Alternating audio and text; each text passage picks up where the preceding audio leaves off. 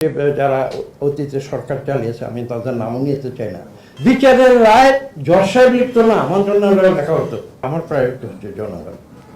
দেখুন, স্থানীয় সরকার নির্বাচন কবে হবে তার কিন্তু একটি সংবিধানগত একটি পদ্ধতি আছে, এবং আমি আজকে যদি বলে দিই যে অমুক দিন নির্বাচন হবে, এই কথার কোনো অর্থ থাকবে না।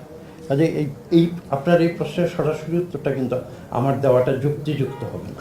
আমি বলছি সাংবিধানিক প্রক্রিয়ায় সেই নিয়ম কানুন অক্ষরে অক্ষরে পালন করে ইনশাআল্লাহ বিএনপি সরকার যথাসময়ে স্থানীয় সরকার নির্বাচন। আমার কোনো আলাদা টার্গেট নেই, এটা আমার টার্গেট নয়, এটা হচ্ছে আমি যে কথা বলেছি, এটা হচ্ছে আমাদের জনগণের সরকার, আমরা জনগণের ম্যান্ডেট নিয়ে এই সরকার গঠন করেছি, এবং এটা আমাদের সরকারের টার্গেট। এবং এটা বুঝতে হবে একটি গণতান্ত্রিক প্রক্রিয়ায়, এখানে দুঃখের সঙ্গে বলতে হয় যে আপনারা বিগত নির্বাচনগুলো দেখেছেন, এমনকি আমি বলবো 2008-এর নির্বাচন, 2014 নির্বাচন, 2024। আমি আট কিন্তু বিশেষ করে বলছি, 2008, 14 এবং 18 এবং 24, এই 4টি নির্বাচন আসলে সেটা জনগণের ইচ্ছা প্রতিফলিত করে নাই। এবং দীর্ঘদিন পরে আমরা সৌভাগ্যবান যে 2026-এর 12 ফেব্রুয়ারির নির্বাচনে সত্যিকার অর্থে জনগণের প্রতিনিধি হিসেবে আমরা আজকে আপনাদের সামনে আছি।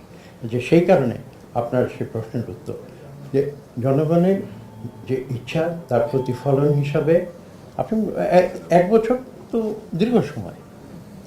আমি বলছি যে সংবিধানের নিয়মকানুন মেনে আমাদের সরকারের যে পলিসি রয়েছে সেই পলিসি অনুযায়ী এবং জনগণের ইচ্ছার প্রতিফলন ঘটানোর জন্যই আমরা এদেশে যে কয়েকটি নির্বাচন, আপনি সিটি কর্পোরেশন বলেছেন, সিটি কর্পোরেশন নয়, এখানে বিভিন্ন স্তরে নির্বাচন রয়েছে, 5টা স্তরে এখানে নির্বাচন, প্রত্যেকটি স্তরের নির্বাচন হবে এবং সত্যিকার অর্থে জনগণের প্রতিনিধিরা সেই নির্বাচনে নির্বাচিত হোক, এটাই আমাদের প্রত্যাশা। আপনারা জানেন যে ইংরেজিতে একটা কথা আছে, এটাকে বলে division of labour. Division of labour মানে কি, সরকার পরিচালনায় অথবা সমাজে বিভিন্ন স্তরে বিভিন্ন লোক কাজ করে, একজন মানুষ কিন্তু সব কাজ করে না। কাজে আপনি যে কাজটির কথা বলেছেন সেই কাজটি করার দায়িত্ব আমাদের রয়েছে, এটা আমি না করছি না, কিন্তু এই কাজটি করার সরাসরি দায়িত্ব কিন্তু আমার নয় বা আমাদের এই মন্ত্রণালয়ের নয়। কাজে এটা যে প্রক্রিয়া হয় সেই প্রক্রিয়া ইতিমধ্যে চালু হয়েছে। আপনারা জানেন যে দুর্নীতি দমন কমিশন নতুন করে গঠিত হয়েছে। কাজে এটা যার যার দায়িত্ব সে পালন করবে।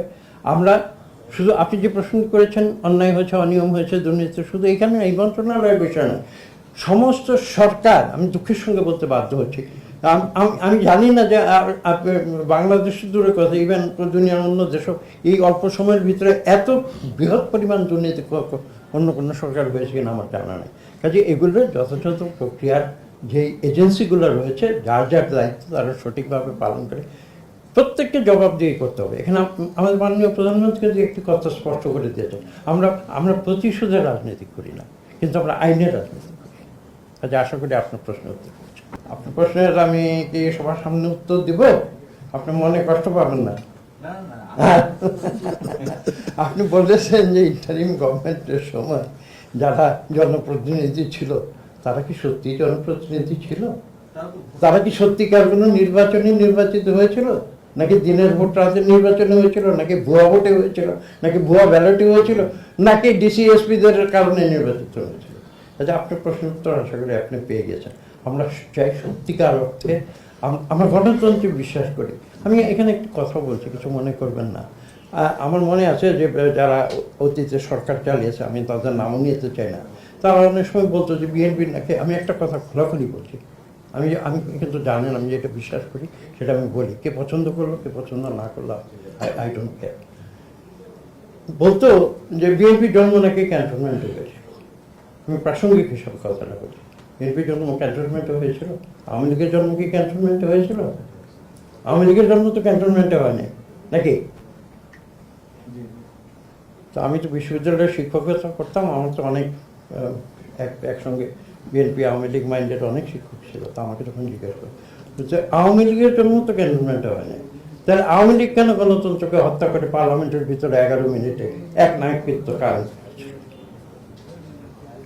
আর বিএনপি কি করেছে? যদি তর্কের খাতিরে ধরে নেই যে বিএনপির জন্ম কেন হয়েছে, কথার কথা বলছি, সেই বিএনপি এক নায়কত্ব থেকে শহীদ প্রেসিডেন্ট জিয়াউর রহমান গণতন্ত্র ফিরিয়ে দিলেন। এর চেয়ে মানে বিস্ময়কর ঘটনা পৃথিবীর গণতন্ত্রের ইতিহাসে আর কি হতে পারে? আপনি আশা করি উত্তর পেয়েছেন, আশা করি উত্তর পেয়েছেন। যাদেরকে আপনি বলছেন জনপ্রতিনিধি, তারা জনপ্রতিনিধি না, তারা ভুয়া নির্বাচনের প্রতিনিধি। আমি আমি আমি স্পষ্ট ভাষায় একটু আগে বলেছি, আমি স্পষ্ট ভাষায় বলেছি যে বিএনপি প্রতিহিংসা রাজনীতিতে বিশ্বাস করে না। আমরা আইনের রাজনীতিতে বিশ্বাস করি, আমরা আইনের পথে যেতে চাই। এখানে একটু আগে বলা হয় নাই, আমি যেহেতু আপনি প্রশ্নটি করেছেন, আমি বলার সুযোগ দিয়েছেন আমাকে, আপনাকে ধন্যবাদ। এই দেশের বিচার ব্যবস্থাকেও তারা ধ্বংস করে দিয়েছে। বিচারের রায় জজ সাহেব লিখত না, মন্ত্রণালয়ে লেখা হতো। কি সত্যি না? তো কাজেই আপনি তো প্রশ্ন উত্তর পেয়েছেন। কাজেই আমরা ওইভাবে আমরা কোনো উইশ হান্টিংয়ে আমরা বিশ্বাস করি না। আমরা চাই যে আমরা এই দেশে একটা সত্যিকার অর্থে গণতান্ত্রিক যে সিস্টেম, সেই সিস্টেমটাকে আমাদের মাননীয় প্রধানমন্ত্রী ফিরিয়ে আনার জন্য দিনরাত পরিশ্রম করে যাচ্ছে এবং আমরা সেই পথে হাঁটছি।